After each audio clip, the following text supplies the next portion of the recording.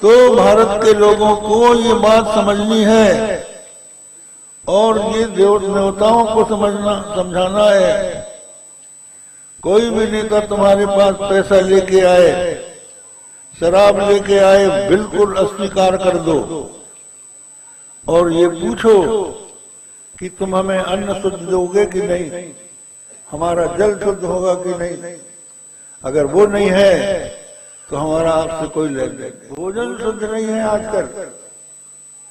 अब आप देखिए, इतने चुनाव हो गए, तुम लोगों ने वोट दिए और सरकारें बन गई, किसी ने ये कहा कि हम तुम्हारा अनाज शुद्ध करेंगे। आज ये कल ही अखबारों में निकला है कि 170 लाख लोग दूषित पानी पीने के लिए बाध्य हो रहे हैं। सारी नदियों को दूषित कर दिया है, तालाब और कुएं दूषित हो गए हैं, पानी बिक रहा है।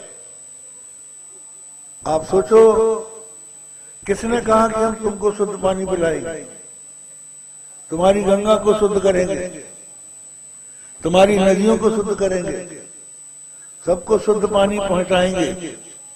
आप विकास की बात करते हो, विकास में आपको बढ़िया मकान हम दे सकते हैं, सोने के लिए बढ़िया बिस्तर दे सकते हैं और सब चीजें, बिजली दे सकते हैं, एयर कंडीशन दे सकते हैं, लेकिन खाना,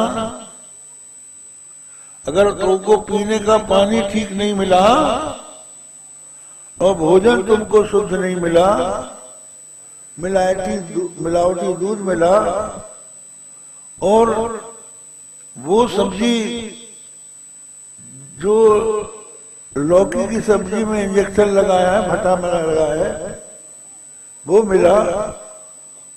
आज आप देखिए, लड़कों को भोजन दिया जाता है स्कूलों में और वो मर जाते हैं बहुत से। क्यों मर जाते हैं? जो आपके यहाँ गेहूं आता है, चावल आता है, वो यूरिया की देन है, उसमें कीड़े बढ़ते हैं, तो उनको दूर करने के लिए जहरीला पाउडर आप उनमें डालते हैं, सही 9 की गोली भी लग दी जाती है। अब उस अनाज को जब तक आप धोगे नहीं, तब तक वो पाउडर उसमें लगा रहेगा। अब ज्यों करता हूं, तुमने उसको पीस लिया, बन गई उसकी रोटी, तो खाओगे तो जहर खा लिया कि नहीं खा लिया। और पानी मिलता नहीं, शुद्ध पानी है नहीं। शहरों में आप देखो, कारपोरेशन गर्मी के दिनों नल बंद कर देते हैं, 7-7 दिन के बाद पानी आता है। कहाँ हम गेहूं धो लें, काय में धो लें? तो न अनाज शुद्ध है, न साग सब्जी शुद्ध है, न दूध शुद्ध है, न मिठाई शुद्ध है और न पानी शुद्ध है। वो कहा हम विकास कर रहे हैं, काय का विकास कर रहे हो तुम? तो ये कोई सरकार नहीं कह रही है, किसी पार्टी की नहीं कह रही। तो सबसे पहले जनता को ये देखना चाहिए, अपना शुद्ध भोजन, शुद्ध पानी।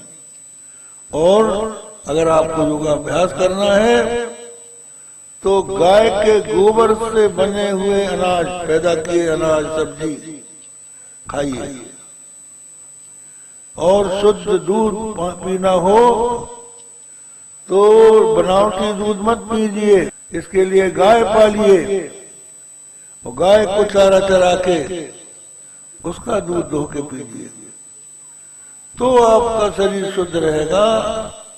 अब देखिए, पुराने लोग सैकड़ों वर्ष जीते थे और अच्छी तरह से रहते थे। आज जवान लोगों की कमर झुक गई, बुरी हालत हो रही है, क्योंकि खाना कहाँ मिल रहा है। तुम जो रेल में जाकर भोजन करते हो थाली का, उसमें जितना जूठन होता है वो सब उसी में डाल देते हैं। दाल अगर बच गई तो उसी में डाल देंगे, चावल बच गया तो उसी चावल में डाल देंगे, फिर तुमको परोस देंगे। तो रेल में तुम ये खा रहे हो, होटल में ये खा रहे हो, तुम्हें हाथ से बनाने में अब आलस्य आ रहा है। स्त्रियां जो हैं वो सोचती हैं कि कौन गड़बड़ करे, चलो पति से कहते हैं आज होटल ही में खा जाए। उन्हें भोजन बनाने में दिक्कत हो रही और बनाए कब? दोनों नौकरी कर रहे हैं, दोनों को फुर्सत नहीं है। और बच्चे जो हैं उनके लिए समय माँ बाप निकाल नहीं रहे हैं, और उनको बेचारों को माँ जो है अपनी हमारी जवानी न चली जाए, दूध नहीं पिला नहीं है। इसलिए किसी कवि ने कहा है कि दूध तो डिब्बों का है, तालीम है सरकार की। कहते हैं जिसमें कहां से आए माँ बाप के प्यार की, दूध तो डिब्बों का है, तालीम है सरकार की। ये हालत हो रही। तो भारत के लोगों को ये बात समझनी है और ये देवताओं को समझाना है। कोई भी नेता तुम्हारे पास पैसा लेके आए, शराब लेके आए, बिल्कुल अस्वीकार कर दो और ये पूछो कि तुम हमें अन्न शुद्ध दोगे कि नहीं, हमारा जल शुद्ध होगा कि नहीं। अगर वो नहीं है तो हमारा आपसे कोई लेन देन नहीं। और फिर अपना आचार विचार आप शुद्ध रखें तो फिर आसन होगी। आसन के बाद 4 आसन मुख्य हैं, सुखासन, स्वस्तिकासन, भद्रासन,